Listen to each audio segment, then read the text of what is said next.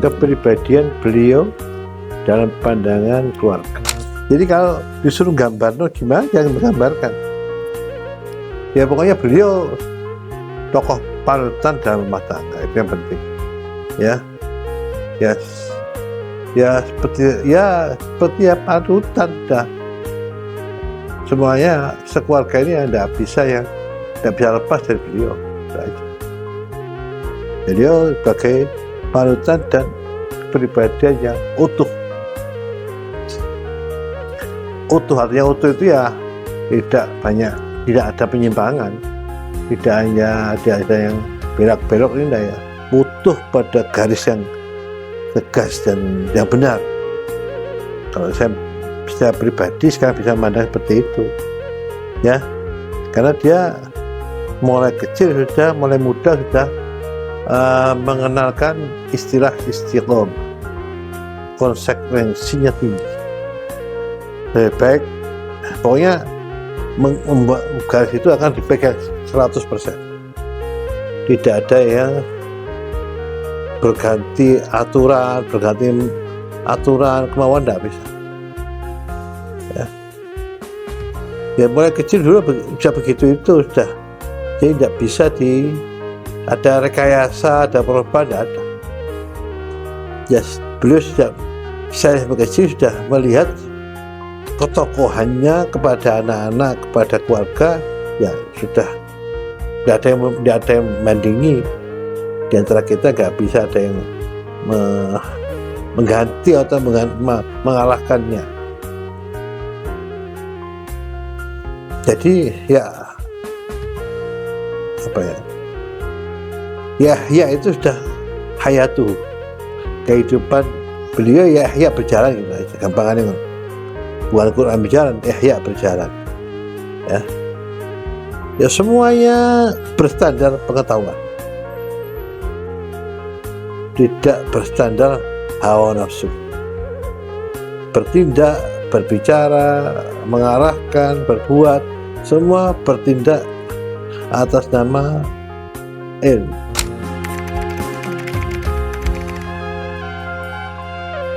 Yang saya tahu selama saya bersama dengan beliau 20 tahun di pondok, beliau sangat dekat sekali pada para ulama-ulama yang ada di Pasuruan, utamanya yang dari kalangan keluarga, ya Ahmad Sahal, kemudian termasuk Kiai Imam Tahir, kemudian utamanya yaitu para habaib, para ahli bait Rasulullah SAW. Bahkan di antara para habaib banyak yang menjadi guru beliau selama beliau berada di Pasuruan. Di antaranya yang paling utama adalah Al-Habib Ja'far bin Syaifat As-Segaf. Saya mendengar bahwa beliau ini adalah Syekh putuhnya Romo Yai yang berada di tangan Al-Habib Ja'far bin Syaifat.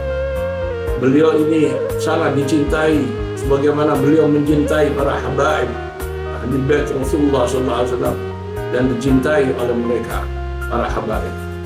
Tidak ada habaib yang ada di Pasuruan kecuali pernah beliau berziarah kepadanya, dan mereka pernah berziarah pada Sayyidi Syekhina Al-Arifillah fi Abdul Hamid Abdullah bin Umar. Mungkin ya menurut saya yang lebih dikenal itu adalah ibadahnya, istiqomah. Ya misalnya beliau kalau malam mesti bangun, sampai sudah tahu miskat itu adalah khotam beliau dulu. Jam 3 itu mesti beliau bangun, terus kemudian beliau sholat tahajud. Setelah sholat tahajud beliau keluar keliling ke tetangga-tangga, membangunkan tetangga-tangga supaya bangun untuk sholat tahajud dan bersiap-siap sholat subuh. Setelah itu sampai subuh beliau kembali lagi, termasuk ke musola. Jadi kalau dulu kan musola itu banyak anak-anak yang tidur di musola. itu dibangunkan oleh Kiai Hamid. Beliau di tahun itu dan sampai akhir itu mungkin tidak mendidik langsung secara keilmuan, ilmu kitab maksudnya kepada santri, kecuali santri tertentu, santri-santri pilihan. Nyaris setahu saya beliau sudah nggak ngajar santri itu, kecuali pengajian umum di hari Ahad dan pengajian khusus di dalam hari Rabu sama Jumat. Ya artinya menurut saya di usia terakhir beliau itu sudah bukan mendidik secara kitab, ngaji kitab tidak, tapi lebih kepada hal, ya, pada itu menurut saya begitu. Sehingga kemudian karena beliau adalah orang yang ilmu zahirnya juga luar biasa, kita tahu kan dalam tulisan-tulisan biografi beliau sampai dijuluki Juman Melaku gitu kan ya. Artinya beliau orang alim, kemudian selain itu juga beliau min auliyaillah, sehingga tahu betul santri itu pasnya dididik seperti apa. Sehingga oleh karena itu saya melihat beliau itu ke masing-masing santri berbeda-beda.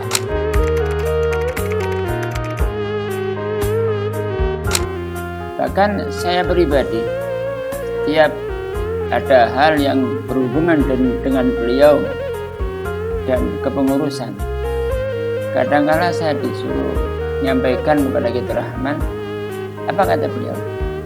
Iki sampai nonang mandoman. Ini bukti bahwa santri itu dianggap seperti anak beliau sendiri. Iki sampai nonang Imam Zaki. Pernah suatu saat ya, saya dipanggil oleh beliau di dalam kantoran. Itu sudah ada tulisan 3 syair. Iki apalno ya? Apalno yai mlebu kamar metu kudu wis hafal. Alhamdulillah. Sekali baca, kedua kali hafal.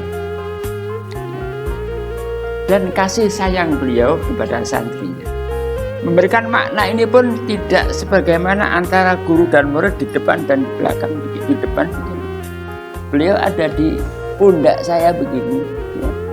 Jadi wajah beliau ada di sebelah kanan kepala saya, terus dagunya ya sandar di pundak sini ya, dengan ya, tangan beliau membaca itu dan memberikan makna. Jadi sekali lagi beliau selalu mendidik dengan uswatun hasanah, yaitu dengan memberi contoh-contoh atau memberikan suri tauladan yang sangat baik. Gambaran kedekatan Kiai Hamid dengan para santri, itu semua santri yang merasa dikasih sayang oleh Hamid,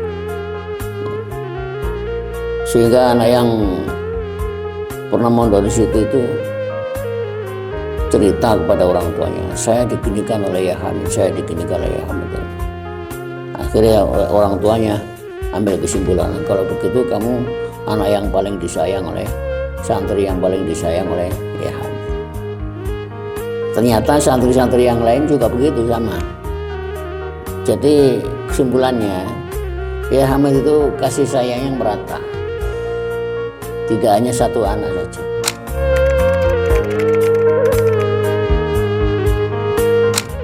Kiai Hamid adalah sosok ulama yang dengan kuat mempertahankan paham Ahlussunnah wal Jamaah. Beliau seorang pemimpin masyarakat, seorang bapak yang melayani masyarakat bagaikan hubungan anak dengan bapaknya. Semua orang yang melihatnya merasa sejuk dan tentram. Setiap orang yang ingin mengadukan masalahnya kepada beliau, seringkali sebelum disampaikan masalah itu, Kiai Hamid sudah memberikan solusinya, dan solusinya selalu menyejukkan. Terkadang berupa sindiran-sindiran. Kewalian Kiai Hamid diakui oleh hampir seluruh ulama di Jawa dan Madura. Beliau sebagai ulama yang tidak mau terlibat langsung dalam struktural organisasi NU, apalagi organisasi partai politik. Beliau lebih mementingkan pembinaan spiritual kepada para santri dan masyarakat pada umumnya, dan juga kepada keluarga dan sanak familinya pada khususnya. Kiai Hamid karena itu patut juga disebut sebagai kiai dalam arti yang sebenar-benarnya. Beliau membentuk sebuah karakter kearaban yang bernafaskan tasawuf dan mampu beradaptasi dengan tradisi-tradisi Islam dan Jawa. Karena itu, Kiai Hamid adalah sosok pemimpin atau bapak NU yang perlu dicontoh oleh para kiai dan warga masa sekarang dan masa yang akan datang. Beliau adalah bapak NU kultural sepanjang masa.